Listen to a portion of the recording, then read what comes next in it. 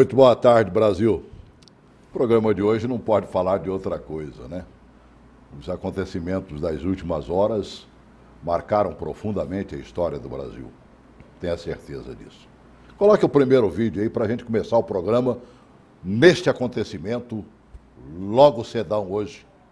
Coloque aí.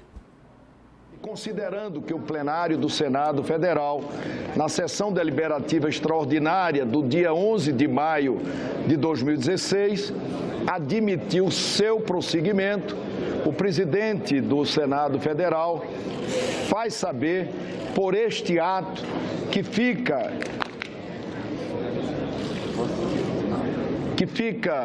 Vossa Excelência intimada dos termos da denúncia autuada deste Senado Federal sob o número 1 de 2016.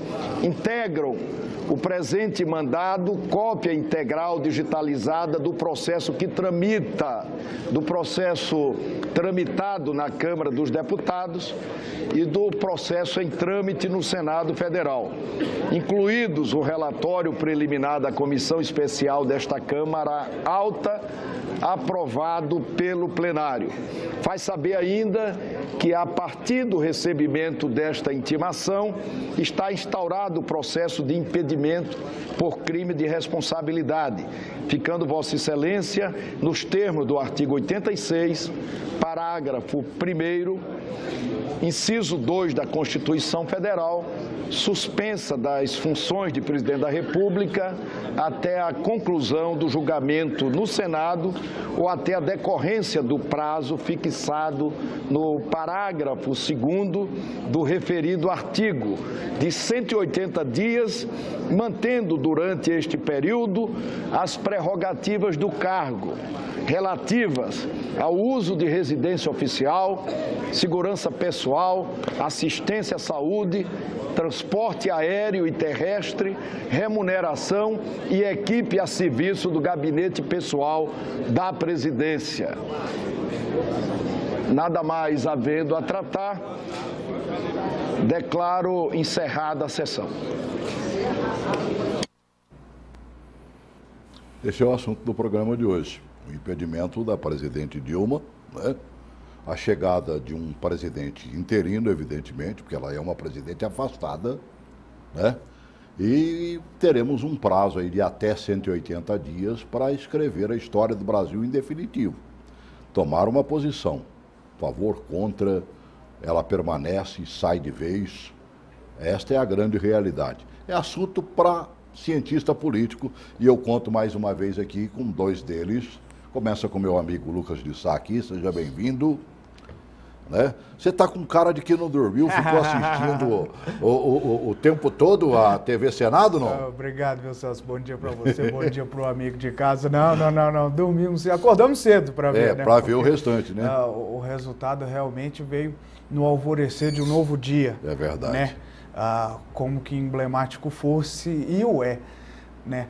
A partir de agora, mais do que interpretar os fatos já passados e em alguma parte até previsíveis acontecidos já na madrugada de hoje, é ver da agora para frente e interpretar os movimentos desse novo governo que se inaugura, né?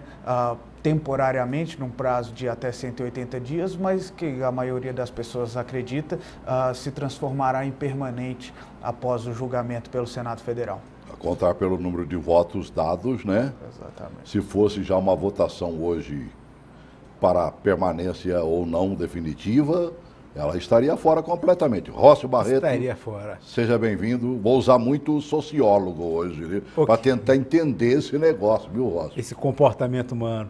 Boa tarde, Celso. Boa tarde, Lucas. Boa tarde a vocês de casa.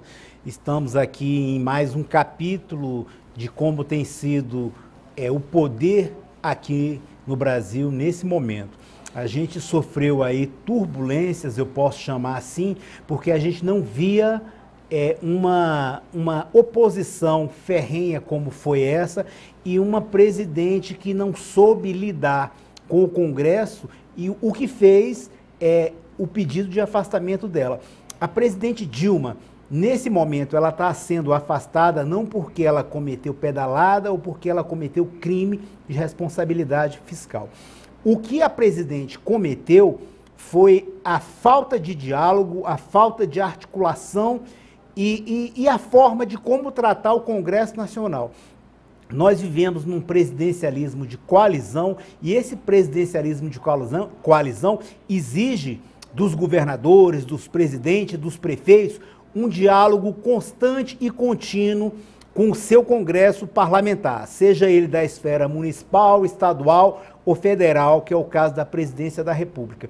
A presidente não soube fazer esse arranjo político e, no entanto, ela está sofrendo essa imposição dos parlamentares nesse momento.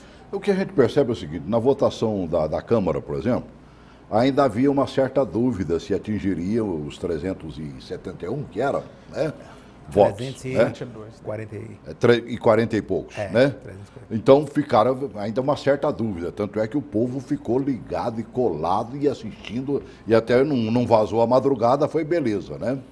Resultado, nesse de ontem, de madrugada até hoje, nós vimos uma certeza. Tão certeza, a presidente, o Diário Oficial já trazia hoje o resultado da demissão de todos os seus ministros, tirando ali acho que 2 ou 3 que permanecem até o Temer tomar conta do pedaço. Por que isso está acontecendo, Lucas? Olha, Celso, a circunstância da necessidade de maioria simples nesse primeiro momento já deu ao governo a certeza de que esse afastamento aconteceria no momento em que a Câmara dos Deputados já aprovou. Vale lembrar, houve um suspense à época da votação da Câmara dos Deputados, porque naquele momento eram necessários 2/3 dos deputados, ou seja, um quórum bastante elevado, que se mostrou superado até em um bom número de deputados, mas era um quórum elevado e isso causava alguma expectativa. Sendo necessário, neste primeiro momento no Senado, apenas a maioria simples, esse fato já estava dado, porque a maioria governista no Senado já havia se esfacelado com o tempo, embora o governo durante muito tempo tivesse mantido uma situação mais confortável no Senado do que na Câmara dos Deputados, quando chegou da necessidade da maioria simples e vários partidos já tendo abandonado a base aliada, esse fato estava dado. Perceba hoje que fosse necessário neste primeiro momento o quórum dos 2/3, nós teríamos tido aí alguma expectativa e teríamos tido esse quórum superado apenas por um, porque os 2/3 do Senado daria exatamente 54 senadores. Nós tivemos 55. Então nós teríamos tido ali alguma expectativa. Não era, porque era um momento... Mas seria isso indicativo do que vai acontecer no futuro? Claro que é. Claro que é. O governo certamente não esperava um número acima dos 54 votos. Houve cálculos governistas até trabalhando com uma margem de 30 senadores. Houveram 21 ou 22? 22 senadores. Então você veja que mais uma vez as contas do governo estavam bastante equivocadas. Verdade. Mas a verdade é o seguinte, como passou dos 54 necessários para o julgamento final, certamente o que o governo e a presidente Dilma pensou foi como é que eu vou fazer agora, sem a máquina na mão, para conquistar parte desses votos que eu já perdi enquanto tinha a máquina na mão. A gente não pode dizer que esse jogo está jogado porque a política, enfim, se faz também com a margem do imponderável. Mas na prática... Não se especula mais com nenhuma seriedade que possa o Senado eventualmente rejeitar esse pedido de impeachment, né? Essa página, a tendência está aí, e a tendência é que esta página deste governo Dilma Rousseff tenha sido superada já. Eu acho que o grande tropeço da presidente Dilma começou no primeiro dia de governo dela, no segundo mandato. Ela mentiu o tempo todo, e não tem como dizer outra palavra, certo? Durante a campanha eleitoral, dizendo que ia fazer, acontecer e tudo mais, prometendo 1000 coisas, e logo no primeiro dia do governo dela, ela já começou a tropeçar nesta mentira. Ela teve que desdizer uma série de coisas, e aí, meu amigo, a sementinha foi plantada, porque desagradar o povo, esperançado, tirar a esperança do nada, assim, não foi isso que aconteceu, não, Ócio? É verdade, Celso. Eu já vou um pouco além disso daí. O PT perdeu ao indicar a presidente Dilma para o cargo de reeleição. Naquele momento ela já não tinha força já para ganhar estava uma eleição. pecando, não tinha condições de ir. Sem mentira ela não ganharia. Sem mentira ela já não ganharia. A gente viu os resultados nas urnas, a diferença foi mínima dela para o candidato Aécio Neves. A diferença de votos foram mínimas. Chegou até um momento que o Aécio comemorou, achando que já tinha ganhado. Então, o PT se equivocou naquele momento. O Lula é um pouco mais assim articulado, ele tem mais poder de barganha, de negociar, de cumprir os acordos. As pessoas gostam mais dele. Verdade. O que falta na presidente Dilma é essa articulação. Então, ela nunca teve essa articulação com a Câmara dos Deputados. Muitos deputados chegaram a falar que foram chamados para conversar com a presidente pela primeira vez agora. Verdade. Às vésperas de votação do impeachment. Nunca viram então, mais gordo ela nem já mais pecou magra. aí. Só pela fotografia ou pela televisão, mano. Exatamente. O Lula indicou o Henrique Meirelles, o ministro da Fazenda indicado pelo Temer. O Lula chamou ele para participar do governo Dilma. Chamou, fez o convite formal para ele em novembro, dezembro. A Dilma não aceitou que ele viesse para o governo. Então, ela é ruim de articulação, ela é ruim de fazer negócio. Então, o que ela está acontecendo com ela agora, esse afastamento, se diz exatamente a isso, a essa falta de articulação, falta de comunicação com o Congresso, ao qual ela é refém. E agora, o Temer vai ficar refém e a presidente Dilma vai ficar refém desse centrão que não ampliou os votos acima dos 55 para 60, 70, e o Centrão, que permitiu que a oposição tivesse 22 votos, com abstenção apenas do presidente e 3 faltas. O Centrão vai decidir muita coisa. Muita coisa ainda pode mudar. Tem muita água debaixo dessa ponte. Tem muita água, a Operação Lava Jato, a prova outras maior investigações. disso, olha, durante esse processo lá em que os nossos senadores inscritos usaram seus 15 minutos, né, para poder falar, você via o senador falando, o pessoal conversando lá embaixo e tudo mais. Aí, resultado, todo mundo esperando por um único discurso.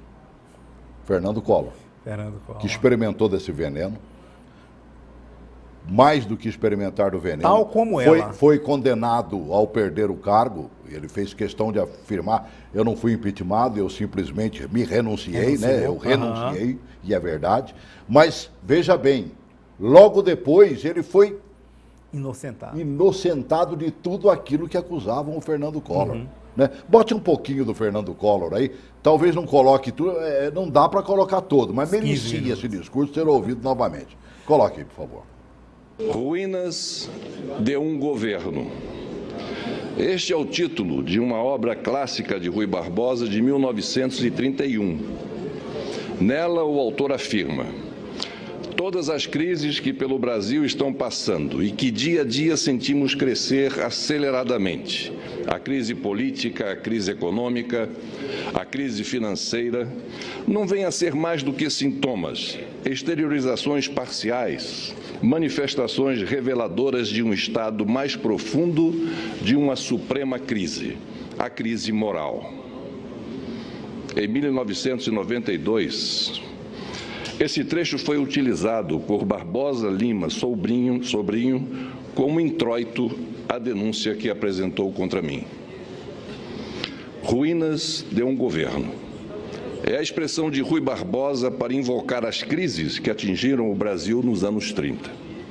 Senhor presidente, jamais o Brasil passou como hoje por uma confluência tão clara, tão entrelaçada e aguda de crises na política, na economia, na moralidade e na institucionalidade. Chegamos ao ápice de todas as crises. Chegamos às ruínas de um governo, às ruínas de um país. Este é o motivo pelo qual aqui e agora discutimos possíveis crimes de responsabilidade da Presidente da República. Não discutimos crimes comuns, isto é pacífico. A estes a Constituição reserva o juízo do Supremo Tribunal Federal. Ao Senado da República cabem a pronúncia e o julgamento quanto aos crimes de responsabilidade. Esta é uma diferenciação importante. Aqui julga-se responsabilidade. O tempo é outro, senhor presidente. Em 1992, fui instado a renunciar, na suposição de que as acusações contra mim fossem verdadeiras. Mesmo sem a garantia da ampla defesa pelo Congresso, em todas as fases, me utilizei de advogados particulares. 2 anos depois, fui absolvido de todas as acusações do Supremo Tribunal Federal. Portanto, dito pela mais alta Corte de Justiça do país, não houve crime. Para concluir, reproduzo trecho do livro Collor Presidente, do historiador Marco Antônio Villa, que está prestes a lançá-lo. Novamente peço a compreensão por retornar a 92. Mas a lucidez do texto reflete o que aqui vivemos. Diz o autor, e aqui abro aspas: fatos posteriores, já no século XXI, amplificaram o significado da ação ou inanição de Fernando Collor no auge da CPI e da denúncia na Câmara dos Deputados por crime de responsabilidade. Ele respeitou as solicitações dos parlamentares, encaminhou através do Banco Central e da Receita Federal toda a documentação solicitada, cumpriu as determinações legais, não coagiu o Supremo Tribunal Federal e respeitou a Constituição. Isso tudo em meio ao maior bombardeio midiático de nossa história e tendo de conviver com uma acelerada tramitação da denúncia e depois do processo, que criou obstáculos à plena defesa. Encerro, senhor presidente, dizendo: a história me reservou este momento. Devo vivê-lo no estrito cumprimento de um dever, porém inspiro-me no ensinamento de Holbach. Tudo nos prova que a cada dia nossos costumes se abrandam, os espíritos se esclarecem e a razão conquista terreno. Muito obrigado, senhor presidente. Você viveu esse momento. Sim. Aham. Você está vivendo este momento agora também. Certo. Tanto de Collor como de Dilma. Ele falou das ruínas de um governo. Sim. Né? Aham. Eu diria que os cacos estão espalhados. Certo. Né? Como é que a gente entende? Isso aí foi um recado do Collor, de que assim como ele foi inocentado, Dilma poderia ser também? Pode, sim. Aham. Pode vir a ser. Se for fazer uma apuração, eu, na minha visão, eu vejo que há crime de responsabilidade fiscal cometido pela presidente Dilma, tal como houve pelo vice-presidente Michel Temer, ao assinar os decretos, e há diversos outros governadores, prefeitos, que adiantaram o pagamento sabendo que ia ter aquele dinheiro. Porém, existem crimes mais graves que não são observados nem levados a fundo a nenhum tipo de investigação para que seja punido como impeachment. Eu falei aqui, Celso, e volto a repetir, a presidente está sendo afastada por um processo de impeachment, não por conta de pedalada fiscal ou crime de responsabilidade fiscal.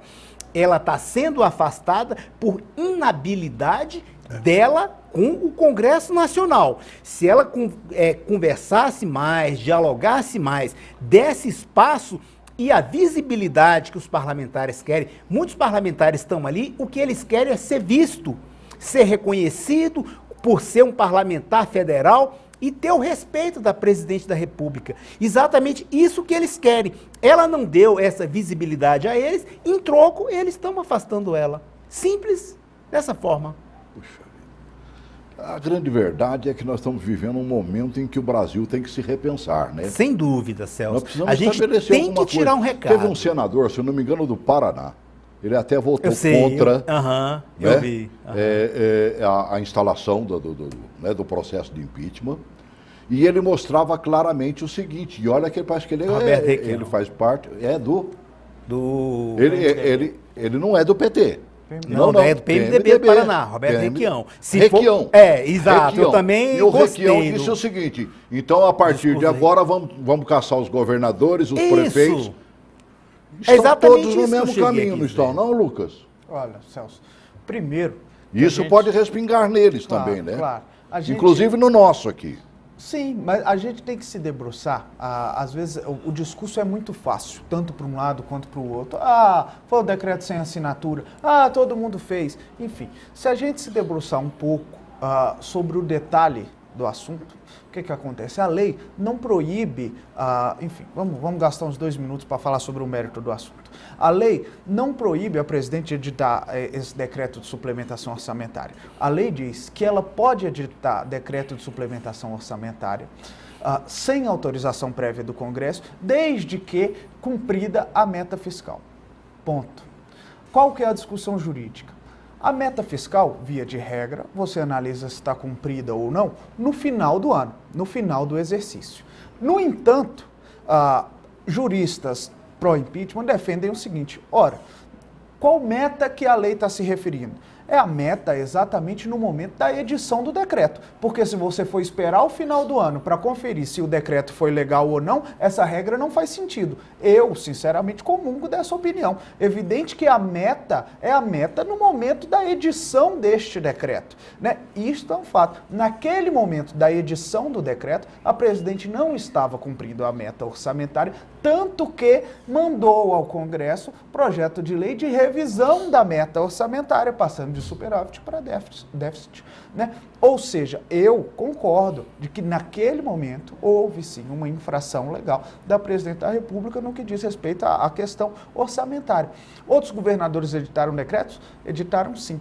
Foi nesse mesmo conjunto de normas e de circunstâncias, isso aí, cada caso tem que ser avaliado. Agora, eu queria dizer o seguinte, sobre o Collor tentou no discurso dele dizer e deu um recado claramente que ele recebeu um processo de impedimento porque negligenciou a política e disse que a presidente também negligenciou. Faltou-lhe o mesmo jogo de cintura que faltou da presidente. Falou aqui, isso, e ele é réu verdade. confesso nesse assunto. Aí. Agora, um fator nós temos que colocar aí e dar a ele o tamanho que ele merece. Em nenhum dos dois casos, tanto o presidente Collor quanto a presidente Dilma agora, se não houvesse um maciço e expressivo apoio das ruas em prol da abertura do processo de impeachment, nenhum dos dois teria acontecido. Nós não podemos imaginar o nosso Congresso totalmente descolado da sociedade, porque não está. Nós não tivéssemos tido manifestações recordes nas ruas do Brasil, certamente esse processo hoje não teria chegado ao ponto que chegou. Verdade. Fernando Collor teve o seu maior problema a partir do momento em que os caras pintadas saíram às ruas. Quando a Folha ou o Estadão estampou aquelas crianças de São Paulo, exatamente, né? Juventude paulista, verde e amarelo aqui, né? O senador Lindenberg... Acabou, né? Foi cara pintada. Entendeu? Verdade. Exatamente. Aqui, o Lucas ressaltou bastante, bem importante, que as manifestações das ruas foram o termômetro para que o Congresso se manifestasse. Nós, sociedades, temos que tirar um resultado disso daí, né, uma lição de cidadania. Você, como professor, sabe exatamente, disso. A gente tem que tirar uma lição de cidadania daí e ver os resultados, saber em como que a gente votou. Olha, o candidato que eu votei foi desse jeito. E aprender a votar. Aproveitar agora as eleições municipais e dar o recado. Quando o povo foi para a rua em São Paulo em 2013, aquilo não foi um bom recado à presidente? Foi, sem Assustou dúvida. Nos primeiros dias, depois acho que ela esqueceu. E aquilo ali não foi para ela uma pedra de tropeço, não? Foi uma pedra de tropeço e, inclusive, ela até deu uma melhorada ali na relação que ela tinha com a sociedade. Tinha votações no Congresso para caçar mandato parlamentar que era secreta. A partir do momento que as pessoas foram às ruas, as votações começaram a ser abertas. Mesmo que fosse em painel, mas que fosse aberta. Que o pessoal pudesse saber em quem você votou, como você votou. Isso aí já foi um recado bem importante. Desses recados todos, nessas lições que estamos recebendo, não fica bem marcado de que o Brasil precisa repensar a política brasileira. Sem dúvida. Fazer realmente uma mudança estratégica. Eu gostei da fala do Renan. Ele deu uma entrevista antes do processo começar a ser iniciado, né? Na quarta-feira. Ele se reuniu com o pessoal ali no Salão Azul e falou em parlamentarismo. Ao final deste processo, na madrugada de quinta-feira, ele falou em parlamentarismo, né? Não está na hora de começar a pensar realmente numa estrutura governamental que faça coisa importante para o Brasil. Bote a fala do Renan aí, para que a gente possa entender um pouquinho o que ele está tentando dizer, que eu acho que é importante. E a gente vai tentar debater aqui desta necessidade. Eu sou parlamentarista, vou continuar parlamentarista. Sobretudo quando vejo numa hora dessa aquilo que é fator de estabilização no presidencialismo, que é a estabilidade do chefe de Estado balançar. Isso me faz cada vez mais ser parlamentarista. O presidente Temer vai ter o apoio do senhor? O presidente Temer, se for essa a decisão do Congresso Nacional, pelo menos na sua interinidade, e depois, se for o caso da sua posse definitiva, é necessário que ele tenha o apoio do Congresso Nacional para fazer as reformas estruturantes e para fazer, sobretudo, a reforma política. O nosso sistema político está deturpado, nós não temos uma forma de financiamento e isso é fator de todas as crises que existem no presidencialismo do Brasil e do mundo. Olha, eu já estou, né, na 7ª década da minha vida e já ouvi falar da necessidade, né, de se fazer uma reforma política. Todo governo que entra se fala em reforma política. Todo mundo fala em reforma política. A necessidade dela, e ninguém faz essa reforma, Lucas. Não é simples, né? A verdade é o seguinte, a necessidade de uma reforma política é quase que uma unanimidade. A pergunta que se faz após isso é qual reforma política? E aí eu ouso dizer, cada um tem a sua, da sua preferência. Por isso não conseguimos chegar a um consenso, né? Ainda no corrente do exercício da presidência de Eduardo Cunha na Câmara dos Deputados, foi aprovado, por exemplo, pela Câmara dos Deputados, o fim da reeleição, como parte de uma proposta de reforma política. Foi enviado ao Senado, o Senado ainda não se debruçou como devia, por exemplo, sobre este ponto. Né? Quando o Congresso ousou colocar uma cláusula de barreira nas eleições, tentando evitar os partidos nanicos com 1, 2 deputados, apenas partidos com expressivas votações nacionais teriam cadeiras na Câmara dos Deputados e receberiam o fundo partidário, o STF cancelou essa cláusula de barreira. Ou seja, a construção de uma reforma política que, primeiro, atenda aos anseios da população brasileira e, segundo, que possa deixar o nosso sistema político mais lógico e mais próximo do seu eleitor, essa construção não é fácil, né? Eu não sou dos que pensam na linha de pensamento que o presidente Renan Calheiros colocou aí, que é a do parlamentarismo. Eu acho que não, né? Acho que o sistema presidencialista já foi escolhido pela população brasileira por 2 vezes e se isso for colocado em votação, certamente será escolhido pela 3ª vez, né? Eu acho que nós nascemos, a nossa população tem essa vocação para o sistema presidencialista. O que nós precisamos é uma reforma, sobretudo, né, para partir de uma reforma eleitoral. E, num segundo ponto, uma reforma drástica no nosso sistema político. Nós nascemos de reinado, né, mano velho? Né? Viemos de Portugal sob um reinado, né? É verdade. Depois veio Pedro I, Pedro II, e aí já colocaram mandatários únicos. É complicado você fazer parlamentarismo no Brasil. Segura isso que eu gostaria de saber sua opinião sobre o parlamentarismo. Vou atender o Anderson aqui, em seguidinha a gente retorna. Oi, Anderson, boa tarde, amigo. Boa tarde, Celso. Uma boa tarde também ao Lucas e ao Rócio, né? Nossos queridos convidados, né, que entram aqui na minha casa também. Entram aí na Rede Gênesis, mas entram aqui na minha casa também. Eu gosto muito dos comentários dos dois, mas eu discordo um pouquinho do Lucas em relação ao parlamentarismo. Sim. Eu sou parlamentarista, eu acho que daria certo um governo parlamentarista. Eu sei que ele vai dizer, né, que na Itália chegou um tempo que tinha um primeiro-ministro por semana. Né? Mas o governo funcionava, a coisa continuava funcionando. Vai funcionando, né? Vai funcionando. A França também passou por essas situações, até que chegou, foi se estabilizando, né? Na França, o De Gaulle foi que virou quase que um ditador, né? Até por causa dessa questão, dessa fragilidade do parlamentarismo. Mas eu ainda sou parlamentarista porque a transição seria bem mais tranquila, né? O problema seria bem minimizado, a coisa não estaria nesse escândalo internacional. E a presidente Dilma, ela não perdeu, vai perder, eu tenho certeza que vai ser, já é a Deus mesmo, né? Graças a Hashem, que é a Deus mesmo, né? Certo. Baruch Hashem, que é a Deus, né?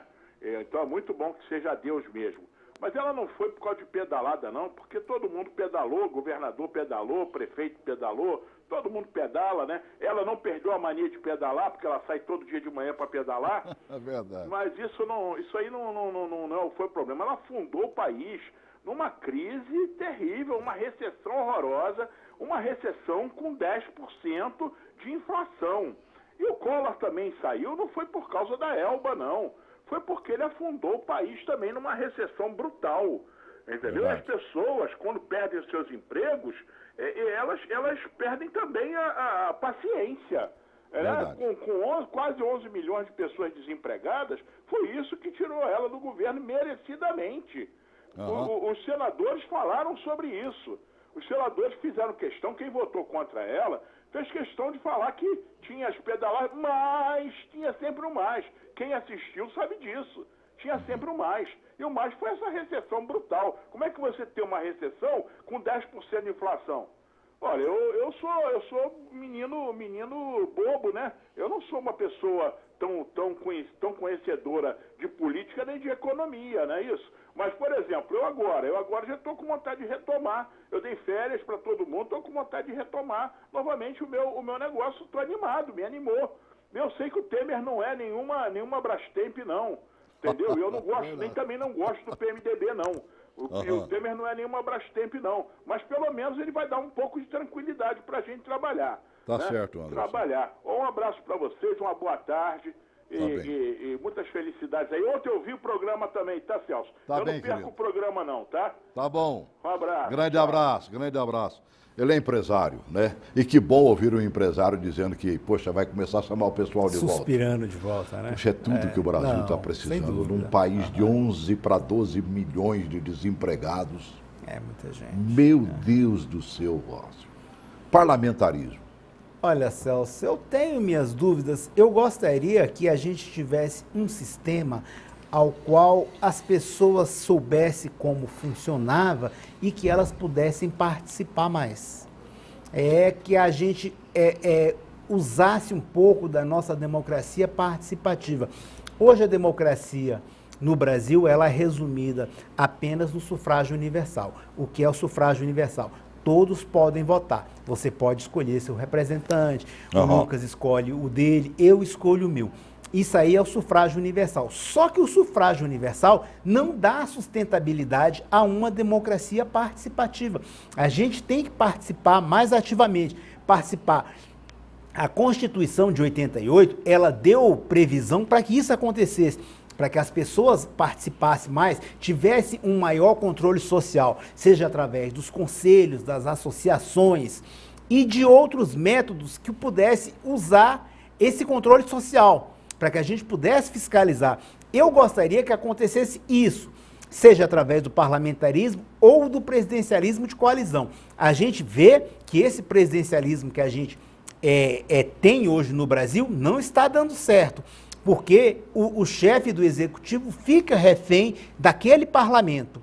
Ele ficando refém daquele parlamento, ele começa a fazer com que aconteça as mesadinhas no final do mês, o mensalão e outras benesses para que ele possa ter o voto daquele parlamentar. E isso para a gente não é bom, para a sociedade não é bom, para o governo não é bom. Agora, o Lucas falou bem que a gente precisa pensar numa reforma política e que a gente tire, não fique mais refém dessas pessoas, seja do financiamento público de campanha, que a gente vai poder fiscalizar melhor os recursos, que a gente não vai ver mais empresário. Hoje acabou com o financiamento de pessoa jurídica para campanha, porém a gente tem o financiamento particular da pessoa física e a gente vai acabar ficando refém porque vai ter o financiamento na pré-campanha. Porque a mini-reforma criou o Instituto da Pré-Campanha. Hoje você pode fazer tudo na pré-campanha, você só não pode pedir voto. Você pode falar, eu sou um pré-candidato a prefeito, eu sou um pré-candidato a vereador, e isso começar do dia seguinte Com que certeza. houve a eleição anterior. Ninguém te impede de que ninguém seja. impede você. Verdade. Inclusive, você pode fazer proposta. Então, o meu receio com o parlamentarismo é um pouco esse que a população ainda não conhece. O sistema ainda teria que ter em caráter experimental e mostrar, levar esse quesito para o debate. Nas escolas, nas academias, nas igrejas, nas associações, botar na boca do povo para discutir esse sistema, para ver se esse é o mais adequado para a nossa situação. Essa é a grande realidade. Nós não falamos quase que nada da própria presidente, né? Ela também hoje, depois de recebido lá essa notificação, né, que o Renan encaminhou, né, o senador Vicentinho foi lá entregar, ela fez um discurso, primeiro lá dentro, depois foi lá para o povão que estava do lado de fora, que estava mais gente, né, do lado dela, né? Não, sem dúvida. Do que aqueles que brigaram para que o impeachment acontecesse ou continuasse acontecendo. Bota aí um pouquinho da fala da presidente, aquela que ela fez lá dentro, mais sentadinha. Coloca aí, por favor. Meu governo tem sido alvo de intensa e incessante sabotagem. O objetivo evidente vem sendo me impedir de governar e, assim, forjar o meio ambiente propício ao golpe. Quando uma presidente eleita é caçada sob a acusação de um crime que não cometeu, o nome que se dá a isto no mundo democrático não é impeachment, é golpe. Não cometi crime de responsabilidade. Não há razão para um processo de impeachment. Não tenho contas no exterior. Nunca recebi propinas. Jamais compactuei com a corrupção. Esse processo é um processo frágil, juridicamente inconsistente, um processo injusto, desencadeado contra uma pessoa honesta e inocente. É a maior das brutalidades que pode ser cometida contra qualquer ser humano, puni-lo por um crime que não cometeu. Não existe injustiça mais devastadora do que condenar o inocente. Injustiça cometida é mal irreparável. Esta farsa jurídica de que estou sendo alvo deve-se ao fato de que, como presidenta, nunca aceitei chantagem de qualquer natureza. Posso ter cometido erros, mas não cometi crimes. Estou sendo julgada injustamente por ter feito tudo o que a lei me autorizava a fazer.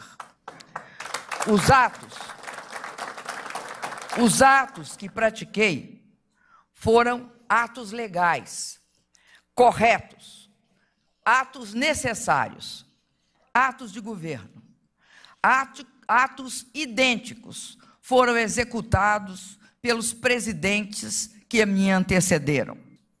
Vamos mostrar ao mundo que há milhões de defensores da democracia em nosso país. Eu sei, e muitos aqui sabem, sobretudo o nosso povo sabe, que a história é feita de luta. E sempre vale a pena lutar pela democracia. A democracia é o lado certo da história. Jamais vamos desistir, jamais vou desistir de lutar. Muito obrigado a todos.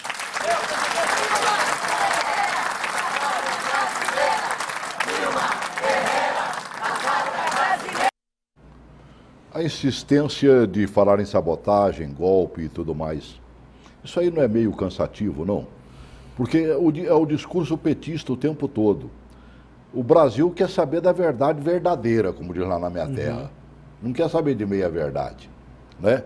E quando você fica acusando aqueles que estão promovendo a saída delas, né?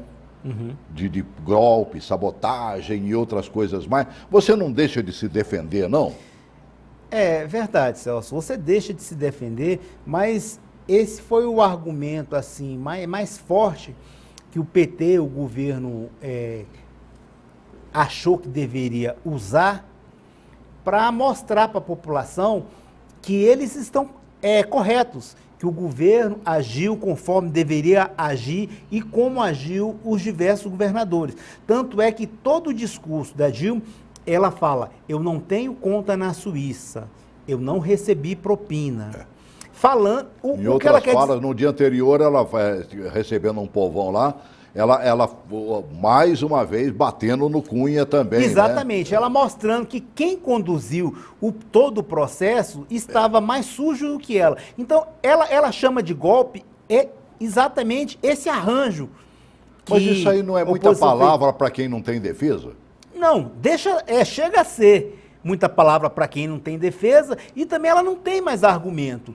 Porque foi como eu falei anteriormente, ela foi afastada, sofreu o processo de impeachment por não ter articulação com o Congresso, por não conversar, não falar a língua dele. Seja essa língua, talvez essa língua fosse convertida em pecúnia, em mesadinha, em mensalão, em alguma coisa nesse sentido, ou outra coisa. Talvez ela quer dizer com golpe exatamente isso. Tá certo. Deixa eu atender o Cícero, você comenta aqui. Oi, Cícero, boa tarde. Oi, amigo. Boa tarde, Lucas. Boa tarde. Isso. Diga. Então, boa tarde, Celso. Boa tarde ao Lucas e boa tarde ao Rócio. Tá bem, grande abraço. Eu só gostaria de saber o seguinte, eu vou fazer uma colocação.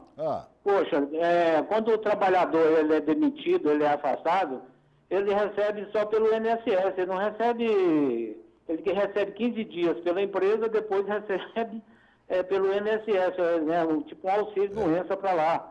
Por que a Dilma vai ter o direito de morar no palácio com o nosso dinheiro, sendo que ela não é mais presidente e não vai mais voltar? Ela não vai mais voltar, vocês não vão deixar mais ela voltar. Por que ela vai ficar morando no Palácio do Planalto, com helicóptero, com carro, não sei o que lá, e todo mundo aí passando fome aí com necessidade, pô? Por que vai ter dois presidentes da República, né, Celso? Eu acho isso injusto, pô. Acho isso injusto com o povo brasileiro também. Desde o momento que ela saiu, que eu sei que ela não vai voltar mais, que eles não vão deixar mais essas pragas de PT voltar mais para nos governar, eu acho que ela não tem direito a mais nada, pode ir lá para os apartamentos dela, para as mansões dela lá para lá. Agora vai ficar lá 2 presidentes da República no Brasil? Isso é um absurdo. Eu acho pouco ela ter saído, sabe? Devia ter saído há mais tempo. Um abraço para vocês. Grande abraço. Né? E isso ficou latente, né? Na fala do Renan, quer dizer, aquilo ali já é fato inconteste, né? De que ela terá ainda os direitos durante esses 180 dias, se necessários forem. Que eu acho que tomou as medidas que deveria tomar. Afinal de contas, embora afastada, ela está afastada para o processo de julgamento dela. Evidente que as circunstâncias e a conjuntura nos permite dizer que quase não há possibilidade de que ela volte à presidência. No entanto, não é essa a teoria, né? Na teoria, ela é uma presidente afastada enquanto o Senado julga isso, né? Então, na teoria, existe sim a possibilidade de que ela volte ao cargo. E eu acho que dando a institucionalidade correta, o tom institucional correto, o presidente do Senado Federal, Renan Calheiros, assegurou a ela ainda a residência oficial, o salário integral e o direito ao transporte, que nada mais é do que também uma prerrogativa de segurança da própria presidente da República, com a qual estavam certos em se preocupar naquele momento. O fato é o seguinte... Isso já se mostra pouco relevante diante do cenário todo, né? Ainda que isso tenha um custo, certamente esse custo enfim, é ínfimo perto dos gastos do governo federal, da transporte, uma casa para a presidente a qual ela já habitava, que é o Palácio da Alvorada. Enfim, não é por aí. Mas eu queria só registrar da última participação ainda desse sentimento de otimismo, né, Rossi, que a gente sente, e eu acho que o país amanheceu sob esse sentimento. Para todo mundo que pôde andar na rua hoje, conversar com os comerciantes, em geral, há uma onda de otimismo no país como há algum tempo não se via. Uma onda que por si só já tende a ajudar se tomadas as medidas corretas pelo governo federal, já tende a ajudar o país a caminhar. Hoje cedo eu escutava uma metáfora de um jornalista que eu achei perfeito para desenhar o momento, de que sob uma forte tempestade num navio, o imediato tomou o posto do capitão em um motim, e não menos que de repente, ao assumir o posto, os ventos se abaixaram e começaram a soprar para onde o navio realmente deveria ir, né? Ou seja, além de tudo, tem contato com a sorte. E me parece isso, né? Me parece que, além de tudo, o governo Temer já começa com o pé da sorte. Nós temos aí já algumas semanas uma recuperação no preço das commodities, essa onda de otimismo que vai permitir o governo já entrar propondo medidas anticíclicas. Então, para fazer o registro desse momento, que tomara que o governo tenha a capacidade de aproveitar esse momento de otimismo do país. Você está otimista? Tô. Eu acho que é um momento em que esse governo que chega agora teve um tempo de se preparar, né? Ideias que eles já tinham na cabeça, não foram ideias que pegaram de surpresa. Eu acho que é um governo que já sinaliza para onde vai, e isso é importante. Um governo que não tende a surpreender a população brasileira, que a todo momento sinaliza o que vai fazer antes de fazê-lo. Eu acho que nós, pelo menos nos próximos meses, teremos uma grande oportunidade de começar a ajeitar as coisas no nosso país. Para a gente arrematar, Rócio, há otimismo? Há otimismo, a sociedade, o Brasil acredita, o Brasil tem acreditado muito, o Brasil está apostando todas as fichas no governo Temer. Agora, eu receio que o governo Temer, ele possa não ir de acordo com o que a população quer. Se o governo Temer ouvir as ruas, tal como ele tem falado, que vai ouvir, que vai trabalhar em prol de políticas públicas para melhorar a vida das pessoas, para ampliar o número de empregos. Ele trouxe uma pessoa de credibilidade internacional, que é o Henrique Meirelles, para comandar a pasta da Fazenda. O Henrique Meirelles vai tomar medidas árduas que são necessárias nesse momento e que era para ter sido tomada desde do Ricardo Levy. E a presidente Dilma impediu que o Ricardo Levy tomasse certas medidas, como impor teto nos gastos. Ela não permitiu. Eu estou otimista e espero que isso aconteça. Estou otimista porque houve um processo legal e porque a presidente Dilma tem o amplo direito de defesa e que ela pode vir a voltar. Se for julgado pelo Senado que ela não cometeu crime, que ela possa voltar, ela pode vir voltar a ser presidente do Brasil. Hoje ela não sofreu o processo de impeachment, ela está afastada para que haja averiguações, haja uma análise e depois que seja votado. Eu estou muito otimista, tanto com o governo Temer, que possa vir a ser bom, e como o governo Dilma também, que pode voltar também. A gente precisa de mudança e de renovação, e que isso traga para que a gente aprenda a votar um pouco mais. Essa aqui é a grande verdade. Eu diria, na minha opinião, de que a permanência ou a ausência da presidente não está mais valendo na defesa dela. Quem vai decidir esta parada, se Dilma continua fora ou volta, é o próprio Temer. Se ele fizer uma boa administração, uma boa gestão, nestes meses que estão à frente aí, dispostos para ele, tem tudo para continuar. Se não encontrar o caminho das pedras, vai, como diz o outro, afundar. Esta que é a grande verdade. Não tem outro caminho. Esta é a única realidade que temos à frente. Ele tem que fazer alguma coisa diferente para que a esperança de cada um de nós, aquela demonstrada pelo Anderson como empresário, não morra rapidamente. Nós temos que ter uma solução. O brasileiro já não aguenta tanta inoperância e, sobretudo, tanto arroxo. A primeira coisa que o presidente tem que fazer é dar um jeito para que essa inflação galopante não permaneça. Segundo, que não mexam tanto no bolso do brasileiro. Eles mexem de todos os jeitos. O pacotinho de 200 gramas vira 160. A latinha de 800 ml de repente vira 650. E aí o preço ainda sobe. Estão tentando comer o brasileiro por uma perna para depois engolir a outra. O governo tem que ter uma coisa só. Eu achava que a presidente Dilma, quando entrou, seria a pessoa certa na hora certa, porque pulso é uma coisa que ela tinha demais. Lamentavelmente, mandaram ela fazer jogo de cintura e esqueceram da mão e o dedo em riste. Essa que é a grande verdade. Se o presidente Temer não tiver o dedo em riste e não falar grosso, tchau, a outra volta. Grande abraço.